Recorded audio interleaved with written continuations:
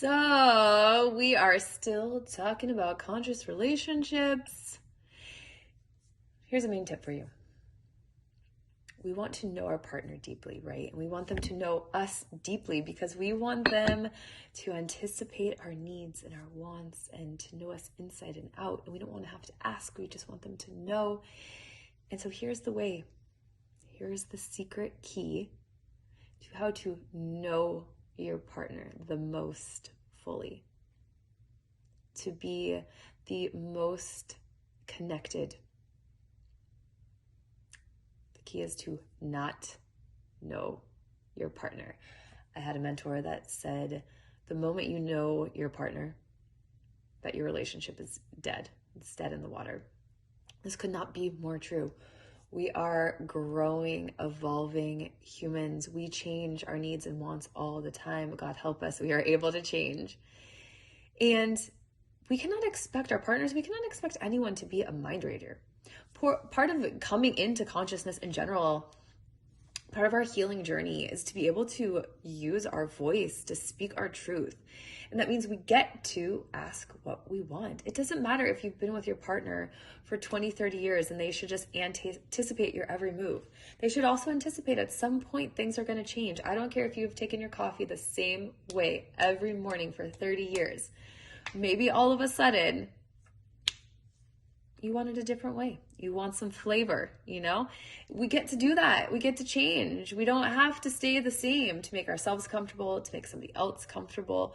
So we always get to be asking our partner. We do not negate their feelings.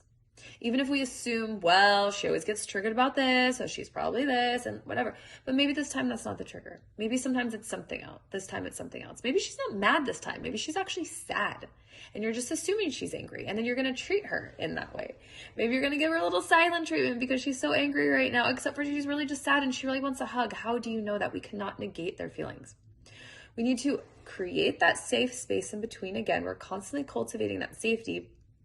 And then we get to invite them into that safe space and we get to ask them to share their experience. What are you actually experiencing now? What does this feel like for you right now? What has this brought up for you? I'm not going to assume that I know. I'm going to ask you. And sometimes even if it is the exact same, same trigger, same reaction, all that, maybe you did know their feelings a little bit. We don't want to claim we do, but maybe we did. It's just even that space that they feel that you care to ask, to be sure, to make sure they're good.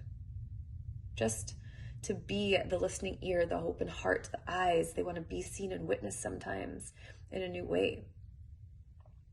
And we always want to go towards curiosity instead of judgment. Let me get curious on why you're feeling this way. Let me check in with that. Let me see what's here. What do you want to share with me rather than I'm just going to judge you. Oh, there you are in that bad mood again. Ugh, why do you cry over these type of things?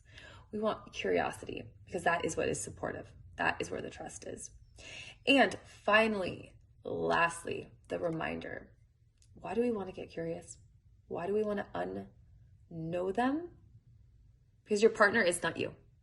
Your partner is not you.